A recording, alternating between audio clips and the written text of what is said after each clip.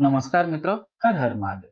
जीवन में गुरु की आवश्यकता इसलिए होती है क्योंकि गुरु हमें सही मार्ग पर चलने की दिशा दिखाते हैं। जिस प्रकार से एक कुम्हार कच्ची मिट्टी को आकार देकर उसे सुंदर और उपयोगी वस्तु बनाता है, उसी प्रकार गुरु हमारे व्यक्तित्व को तराशते हैं। वे हमें न केवल ज्ञान प्रदान करते हैं बल्कि जीवन के कठिन प्रश्नों का उत्तर भी देते हैं।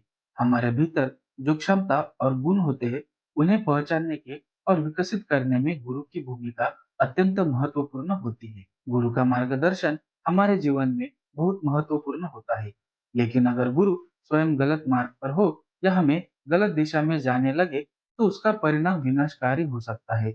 ऐसे में गुरु का चुनाव और उनकी शिक्षा का मूल्यांकन बहुत आवश्यक हो जाता है।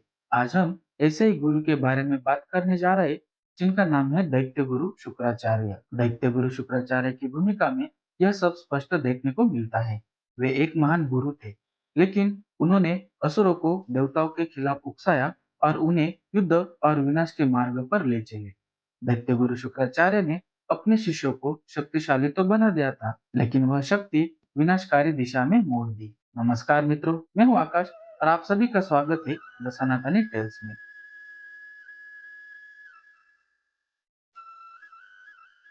दैत्य गुरु शुक्राचार्य, जिन्हें दैत्यों के गुरु के रूप में माना जाता है, एक महान विद्वान, तपस्वी और नीति निपुण गुरु थे। उनकी बुद्धिमानी और शिक्षाओं के कारण असुरों ने उन्हें अपना गुरु मान लिया। दैत्य गुरु शुक्राचार्य का वास्तविक नाम उशना था और वे महर्षि भृगु के पुत्र थे। उन्होंने संजीवनी विद्या का ज्ञान था, जिसके द्वारा वे मृतकों को पुनर्जीवित कर सकते थे। इस विद्या ने असुरों को देवताओं के खिलाफ लड़ाई में बहुत बड़ी ताकत दी थी। तो मित्रों, चलिए जानते हैं दैत्य गुरु शुक्राचार्य के जन्म की कहानी। एक पौराणिक कथा के अनुसार उनका जन्म महर्षि भृगु और काव्य माता के पुत्र के रूप में हुआ था। दैत्य गुरु शुक्राचार्य महर्षि भृगु के पुत्र और भगवान विष्णु के भक्त प्रहलाद के भांजे थे। महर्षि भृगु के और भी पुत्र थे, जैसे उष्णस और च्यवन आदि। ऐसा माना जाता है कि उष्णस ही आगे चल के दैत्य गुरु शुक्राचार्य बने। एक पौराणिक कथाओं के अनुसार दैत्य गुरु शुक्राचार्य का जन्म शुक्रवार को हुआ था, इसलिए महर्षि भृगु ने अपने इस पुत्र का नाम शुक्र रखा। तो दूसरी ओर हमें एक और पौराणिक कथा मिलती है, जिसके अनुसार दैत्य गुरु शुक्राचार्य भगवान शिव के लिंग मार्ग से बाहर निकले थे और उनका नाम तब से शुक्र पड़ा था। मत्स्य पुराण के अनुसार दैत्य गुरु शुक्राचार्य का वर्ण श्वेत है।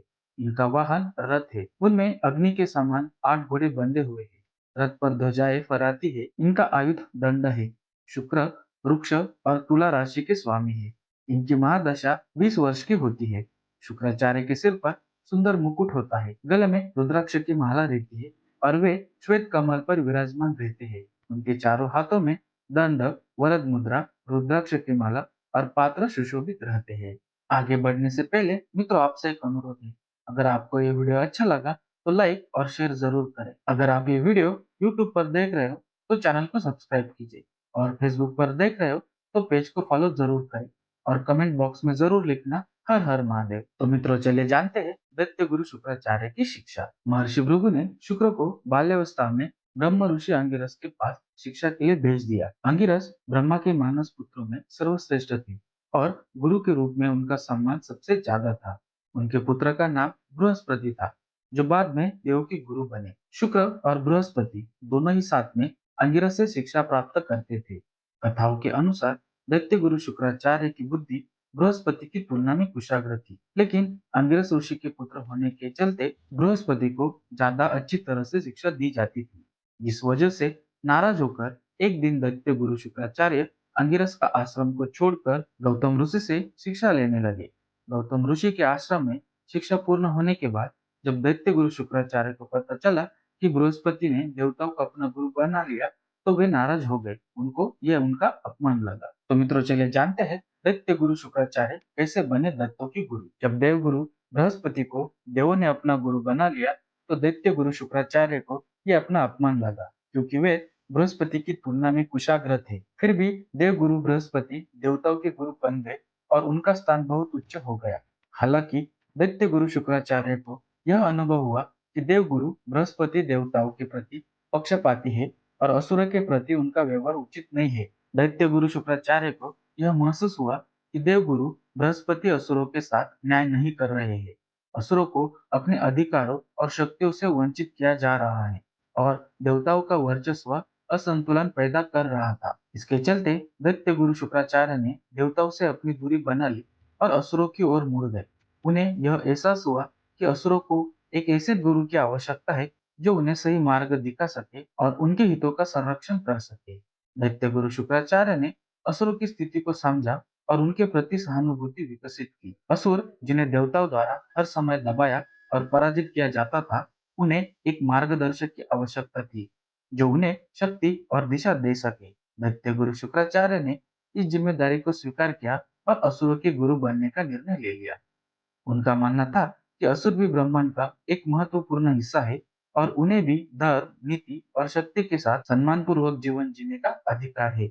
उन्होंने असुरों को न केवल शक्ति प्रदान की, बल्कि उन्हें नैतिकता और धर्म का पाठ भी पढ़ाया था। तो मित्रों, चलिए जानते हैं दैत्य गुरु शुक्राचार्य को संजीवनी की विद्या कैसे प्राप्त हुई। जब जब देव और दैत्यों में युद्ध होता था, तब तब दैत्यों का पराभव होता था, उनकी संख्या कम होती थी। इसके बाद दैत्य गुरु शुक्राचार्य मन ही मन ये सोचने लगे कि अगर वह भगवान शिव को प्रसन्न करके उनसे संजीवनी मंत्र प्राप्त कर लेते हैं, तो वह दैत्यों को विजय दिलवा सकते हैं।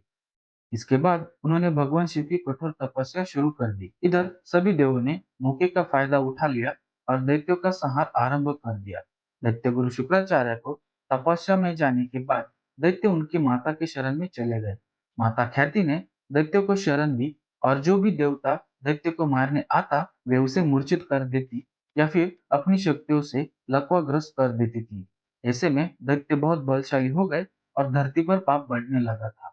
तब धरती पर पुनः धर्म की स्थापना के लिए भगवान विष्णु ने दैत्य गुरु शुक्राचार्य की मां और भृगु ऋषि की पत्नी ख्याति का सुदर्शन चक्र से सिर काट के दैत्यों का संहार में देवों की और समूचे जगत की मदद की। जब इस बात का पता दैत्य गुरु शुक्राचार्य को लगा, तो उन्हें भगवान विष्णु पर बहुत ही बड़ा क्रोध आया और उन्होंने मन ही मन उनसे बदला लेने की ठान ली। वे एक बार फिर भगवान शिव की तपस्या में लीन हो गए और कई सालों की घोर तपस्या के बाद भगवान शिव ने उन्हें संजीवनी मंत्र दिया।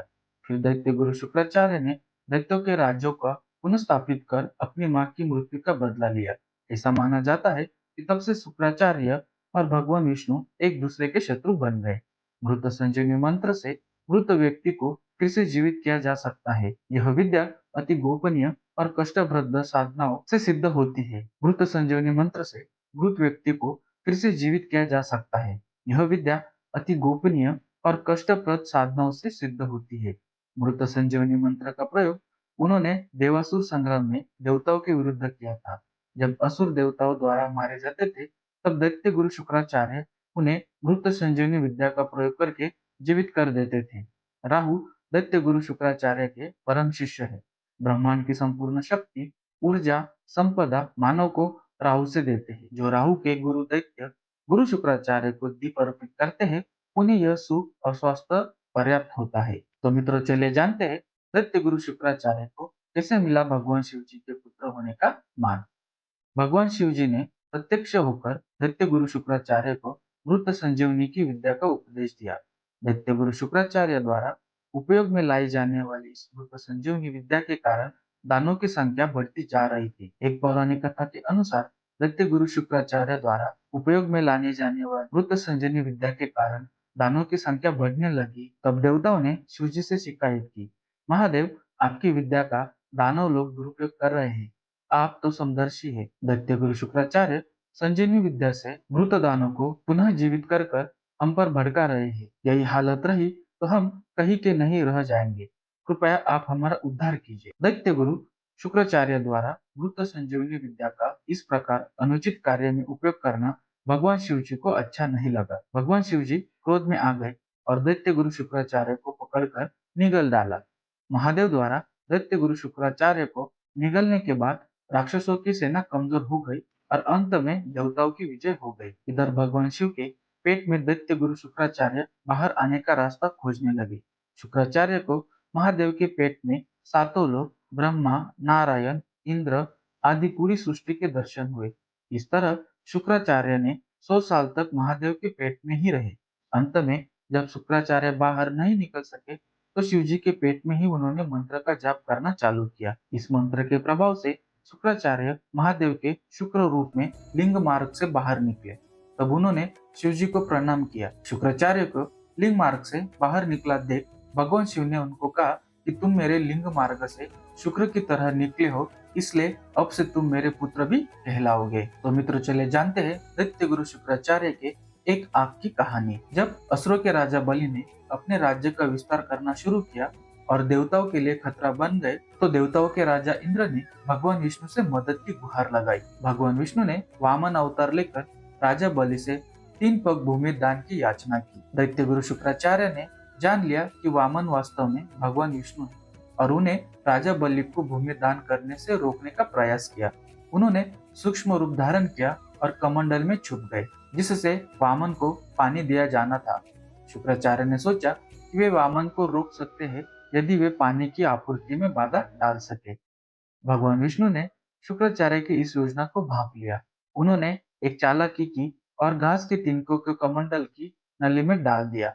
यह तिनका शुक्राचार्य की आंख में चला गया, जिनसे उनकी आंख खराब हो गई। इसके परिणाम स्वरूप शुक्राचार्य अपने प्रयास में सफल नहीं हो सके और राजा बलि ने भगवान विष्णु को 3 पग भूमि दान कर दिया। तो मित्रों, चलिए जानते हैं दैत्य गुरु शुक्राचार्य के महत्वपूर्ण योगदान। विदुर नीति और चाणक्य नीति की तरह ही शुक्र नीति भी काफी प्रसिद्ध है। इनमें मानव समाज के कल्याण से संबंधित कई जरूरी बातें बताई गई है। शुक्र नीति में हजारों श्लोक है, जिसमें से एक श्लोक में बताया गया है कि वे कौन सी 9 बातें हैं जो इंसान को दूसरों से हमेशा छिपा कर रखनी चाहिए। व्यक्ति को अपनी आयु, ग्रह और ग्रह के दोष, मंत्र, मैथुन, धन, औषधि, दान, मान सम्मान, अपमान और अपनी अयोग्यता को छुपा कर रखना चाहिए, अन्यथा नुकसान उठाना पड़ सकता है। तो मित्रों, ये थी दैत्य गुरु शुक्राचार्य के 7 अनसुने रहस्य। आप कमेंट बॉक्स में जरूर बताएं कि आपको किस रहस्य की जानकारी थी। आज के वीडियो में बस इतना ही। उम्मीद है कि आपको वीडियो पसंद आया होगा। अगर आपको ये वीडियो अच्छा लगा तो लाइक और शेयर जरूर करें और कमेंट में जरूर लिखें हर हर महादेव। अगर आप ये वीडियो यूट्यूब पर देख रहे हो तो चैनल को सब्सक्राइब कीजिए और फेसबुक पर देख रहे हो तो पेज को फॉलो जरूर करें। इस वीडियो को अंत तक देखने के लिए आपका बहुत बहुत धन्यवाद। हर हर महादेव।